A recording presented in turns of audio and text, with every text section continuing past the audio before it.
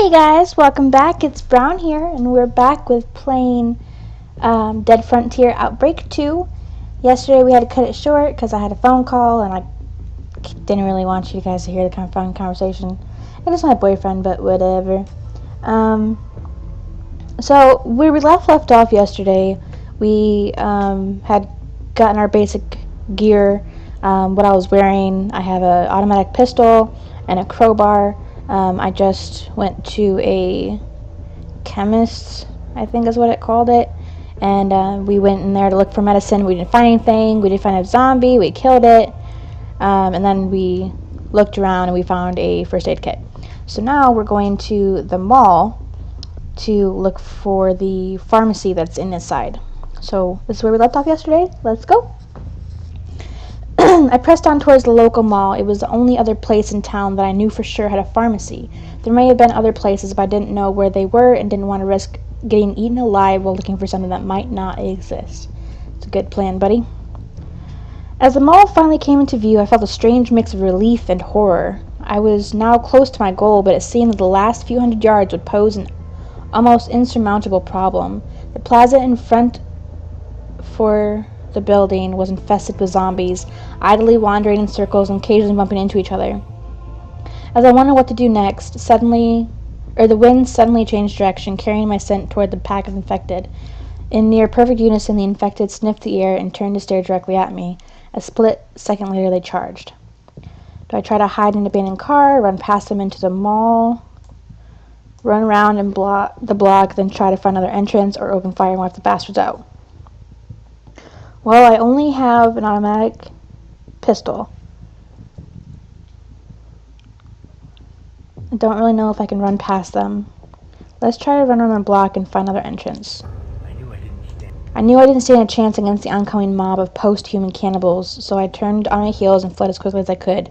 The infected were surprisingly fast on their feet, but luckily they struggled to avoid the massive abandoned vehicles and debris that covered the road. I was able to lose most of them by running around the block, but those that still followed were quite a distance behind me. Okay, so I survived that. That's good. As I returned to the plaza, I realized that not as many of the zombies had chased me as I originally thought. Unable to reach the main entrance, and with the infected now approaching from all sides, I had no choice but to run down a small side alley. There was a single doorway into the mall, and luckily it was still unlocked. I slammed the door shut behind me. It seemed reasonably strong, and was small enough to prevent large numbers of infected from pushing against it all at once. Still, leaving it as it was definitely posed a risk. Lock the door with the bolts, try and find something to barricade it with, lock the door first, then barricade it, leave it unlocked as an emergency escape route.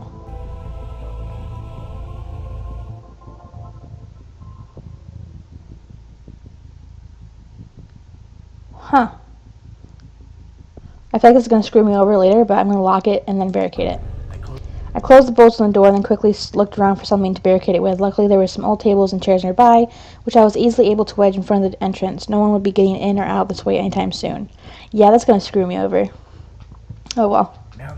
Now that I was reasonably sure that the infected wouldn't be getting into the building the same way I did, my attention turned to my new surroundings. I was in a large hallway with several storage rooms on either side. From the vague odor of damp and chemicals, I realized this was obviously some kind of basement used primarily by the cleaning staff. I could see a stairwell leading up to the main building at the end of the hall. Search for supplies. I searched the various side rooms for useful supplies, but it was a total waste of time. The only thing that hadn't already been looted were mops and industrial cleaning products. I climbed a flight of stairs to the ground floor and then headed through a small doorway into the main building. The mall was eerily quiet, and despite my best efforts to keep a low profile, every footstep seemed to echo throughout the entire building. The shutters on most stores had been closed, presumably in an attempt to keep the infected from roaming freely. Frequent bloodstains were an ever-present reminder of how little the shopkeepers had achieved. A sickening feeling in my gut told me this place had been the scene of a terrible massacre. As I slowly made my way to the central square, I recalled that the pharmacy was up on the second floor. I could see no signs of life, human or otherwise, and so decided to ascend the nearest escalator and secure the medicine the folks back at the farm would desperately needed. Before I could reach it, the silence was broken by a tremendous bang, swiftly followed by something whizzing an inch past my head. Someone had taken a shot at me. Let's try to talk to them. Oh crap. I died. I called out, hoping to reason with whoever was shooting at me, but before I could finish the sentence, several more rounds had been fired, and 2 of them hit me in the head. I was dead before my body hit the ground. Strike 2. Take cover. I immediately dove for the nearest pillar as several more bullets were fired. Amazing I wasn't hit. The pillar offered temporary respite for my assailants, but it would only be a matter of time before they outflanked me. I couldn't see them, but I could hear them maneuvering on the floor above. I had to act fast if I was to have any chance of survival. Let's try to negotiate. I realized they had me totally pinned down, and that my chance of surviving a firefight was slim. My only hope was to try and convince them to let me live. I cried, "I'm not infected," as loud as I could. There was a pause, followed by a voice full of fear and doubt. "Prove it." He ordered me to put my gun on the ground and step slowly out from behind the pillar, with my hands up. I could see no alternative, and so I reluctantly did as I was told. You would think that if you say I'm not infected, then that would be good enough. Unless it's like a Walking Dead scenario where you're like, if you get bit and survive the bite, then it takes like 2 or 3 days in order for you to turn. Or it could be like Dawn of the Dead where it takes a couple hours. I don't know. People are stupid. As I stood defenseless in the open, I explained that I hadn't been bitten and that I had meant them no harm. The survivors whispered amongst themselves for a moment before one of them asked me to take off my clothes so they could see for themselves. I undressed, and a man armed with a shotgun came down to inspect me. Finally, satisfied that I wasn't about to eat them, the man asked me why I was here.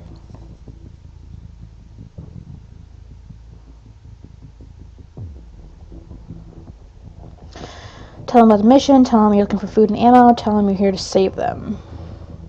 Mission, of course. I decided it was best if I told the survivors the truth from the beginning. They'd probably find out sooner or later anyway. As I put my clothes back on and picked up my equipment, I explained all about the fortified farm, the disease that plagued my family, and my quest for antibiotics. They seemed impressed by my bravery and allowed me to join them on the second floor. Nice. As I climbed the escalator, I realized just how wise my decision to surrender had been. There were at least 20 survivors in the building, with over half of them armed with shotguns or rifles.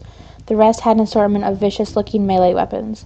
As soon as I reached the top, I was directed toward their leader, a tall and muscular African-American who introduced himself as Ox. Ox told me that if I wanted his help and protection, or at least to be allowed to roam his mall freely, I had to earn it. Apparently there was no longer any power in the mall, and he wanted someone to head down to the basement and turn on the generator. The last man he sent never came back. I told him I'd be happy to help, but that I desperately needed some more equipment if I was going to survive. He grudgingly agreed and got one of his lackeys to hand over some ammo. I was then informed that I'd be taking a mechanic named Smith along with me, partly to fix a generator if it needed it, and partly to make sure that I didn't try anything stupid. Smith and I walked back down the escalator and through the door I had originally come through to the stairwell. We headed back down, and then Smith pointed out another doorway hidden under the stairs that I hadn't noticed before. Open the door slowly. I carefully opened the door with my gun at ready. Ox obviously thought this place was dangerous, so I kept my guard up. On the other side of the door, it was pitch black. If there was any windows, they were small, and the curtains or blinds were closed. We listened carefully for any signs of infected, but heard nothing.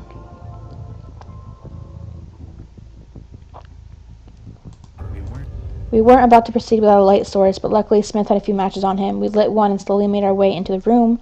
The match didn't offer much illumination, but it was enough to make our way into the generator without making any undue noise. We reached the generator. Smith promptly pulled a lever, and pressed a few buttons. Apparently, getting the thing up and running was as simple as that, because it immediately sprung to life. The lights in the room flashed and came on, and just in time. Our activities had disturbed a small group of infected who had been lurking in a side room, and they were rushing toward us. I opened fire and was easily able to gun the bastards down. I breathed a sigh of relief and turned to Smith, but to my horror he was lying on the floor, bleeding heavily. In the confusion, I had actually shot him in the leg. GG. Use a first aid kit.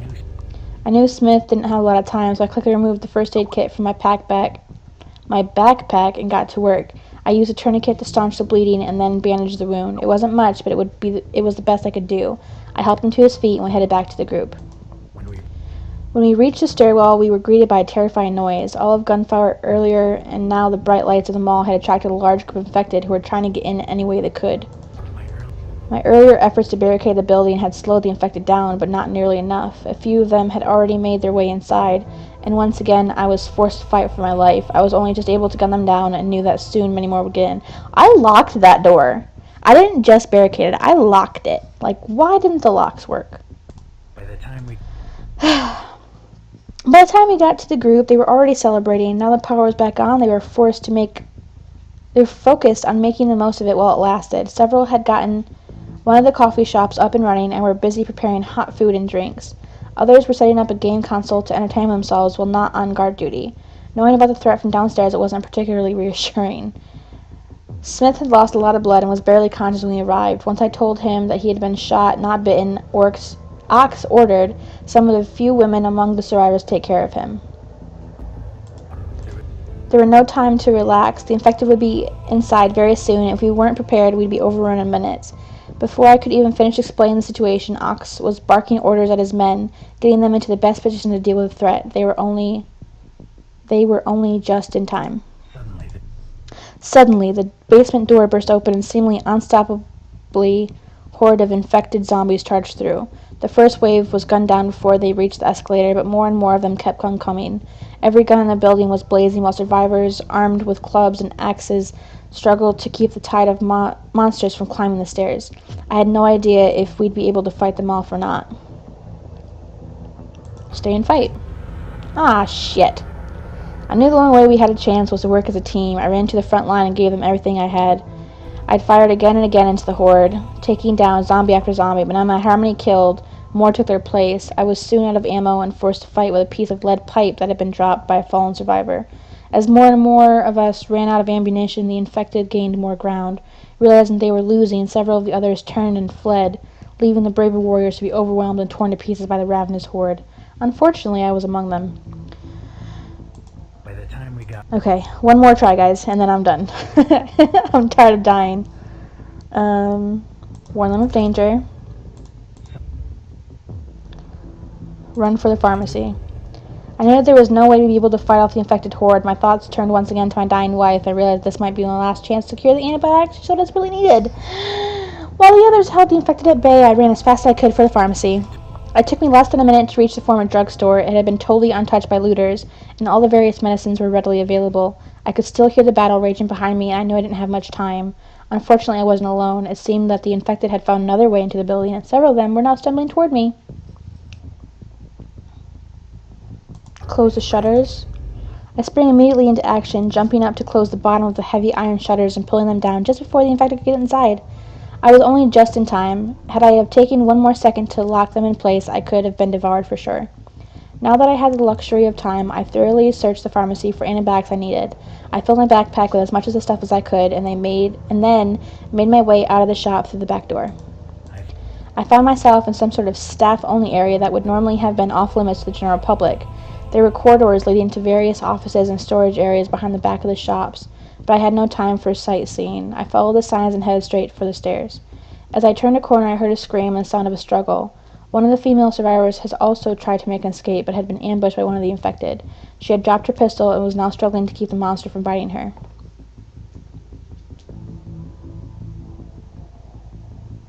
Oh, I ran out of ammo. So I can't do that.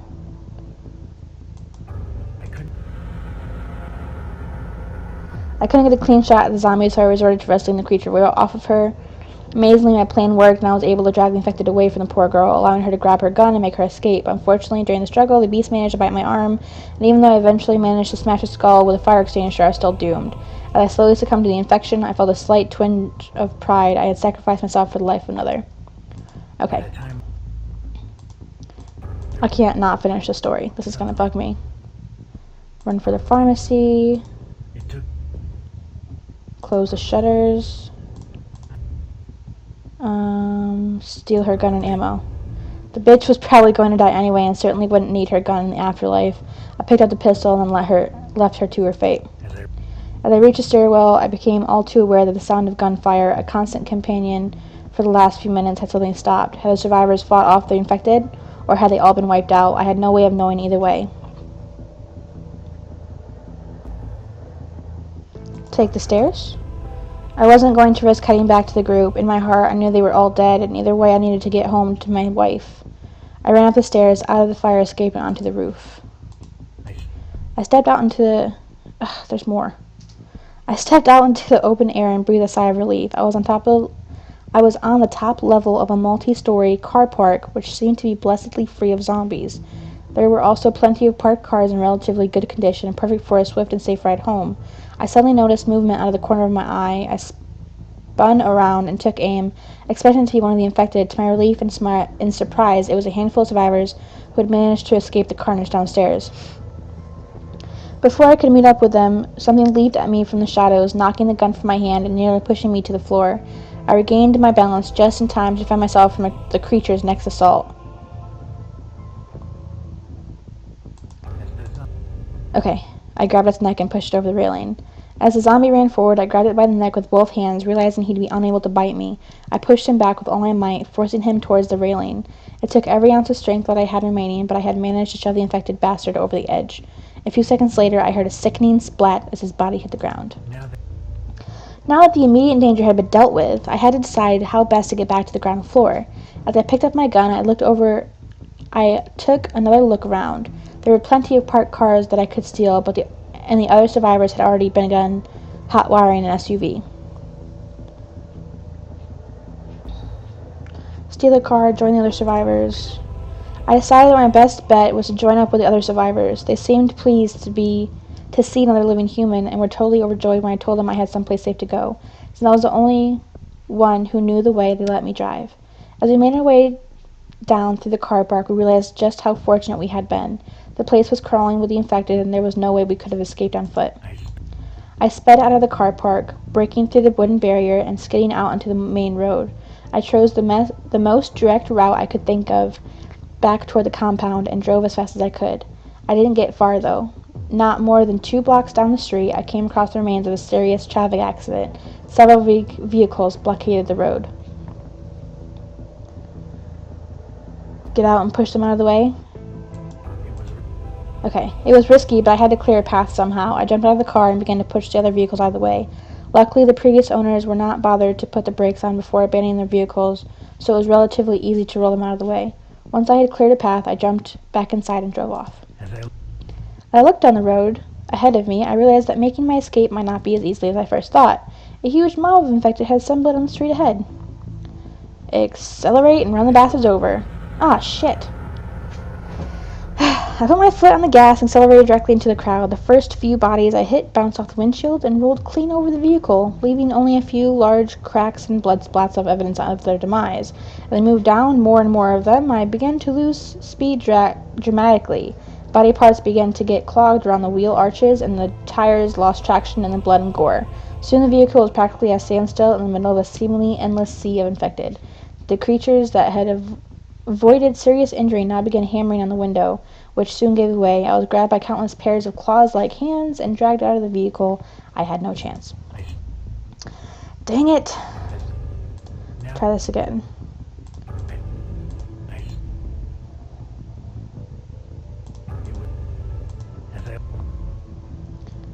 Turn off towards the back road. I wasn't going to risk driving through a ravenous horde of the infected unnecessarily. I turned off down a small back road and took another route back to the compound. It was a little more time-consuming, but a lot less suicidal. I finally made it out of town and back to the countryside. The sun was setting in the distance behind me. I had been through a lot that day and glad I would soon be reunited with my loving wife. Just when I thought I was out of danger, the engine began to make a strange clunking noise. I prayed that it would last until I got home, but God didn't seem to be listening. Walked the rest of the way. I knew I had no hope of fixing the problem. It was far too dangerous to waste time trying. The compound was only an hour walk or so away, so I abandoned the vehicle and resolved to carry on foot. After a long and terrifying walk through the gloom of twilight, I finally arrived back at my father-in-law's compound. I was mentally and physically exhausted and wanted nothing more than to crawl into bed, cuddle up with my wife, and fall into a deep sleep. I was expecting a far warmer welcome than I received. Despite my heroic efforts on their behalf, the guards wisely insisted that my companions and I prove we hadn't been bitten before being allowed in. Once more, I had to strip down to my skin to show that I would remain among the living. With the formalities over and done with, we were finally allowed inside. As soon as the gates were safely closed behind me, my father-in-law ran out from the farmhouse and uncharacteristically gave me a hug. Then he asked me about the medicine. I smiled and showed him the contents of my backpack. I had secured enough antibiotics to treat everyone who lived in the compound, myself included. We wasted no time delivering them to everyone who needed it. Over the course of the next few days, the compound began to recover. With the exception of the 2 worst cases, everyone survived the illness and were soon back on their feet. Most importantly of all, I had saved my beautiful wife yet again. Yay, I survived! Survived the day? Yes. Got the antibiotics? Yes. Tactics, rank B, you have a reasonable understanding of zombie outbreaks and moderate survival skills. You'd have a 50-50 chance of surviving a real outbreak. Awesome. Compassion, rank B, even in this living hell, you try your best to do the right thing, although it's not always possible to save everyone. Thanks for playing. If you enjoyed Dead Frontier Outbreak 2, then you'll love our free zombie MMORPG. Interesting. Maybe next time. Well, guys, that's it for Dead Frontier Outbreak 2. I hope you guys enjoyed it, and we will see you next time. Thanks!